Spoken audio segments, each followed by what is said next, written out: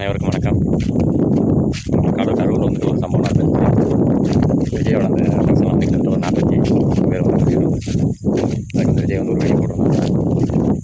இந்த வீடியோவில் எல்லோரும் சொல்கிற மாதிரி அந்த சினிமா வசனம் மட்டும் வந்து அப்படி விஜய் மனசில் இருந்த அந்த ஒரு வழியை வந்துட்டு அவர் மக்களுக்கு வந்து சரியாக கடத்தலை. அண்ணன் சீமானும் வந்து பார்த்தோம்னா சேம் அதே ஒரு கருத்து தான் சொல்லியிருப்பாரு.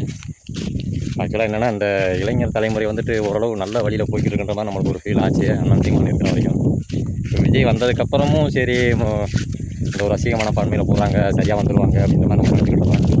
இவ்வளோ பெரிய ஒரு அசம்பாவிதம் நடந்ததுக்கப்புறமும் இன்னும் வந்துட்டு இந்த ரசிகர்களாக இருக்கட்டும் சரி, இளைஞர்களாக இருக்கட்டும் சரி, பார்த்தோம்னா இது ஸ்டாண்ட் வித் விஜய்னு சொல்லிட்டு அந்த ஒரு கருத்தை வந்துட்டு முன்வைக்கிறாங்க. இது என்ன ஒரு மனப்பான்மைன்னு தெரில. நாளைய தலைமுறை எதை நோக்கி போகுதுன்னு தெரியல. ஒரு பயமாக இருக்குது நம்மளுக்கு. நம்மலாம் பார்த்தோம்னா படிச்சுட்டு நம்ம மாடு பண்ண வச்சுருக்கோம், மாடை வச்சு இழுத்துட்ருக்கோம்.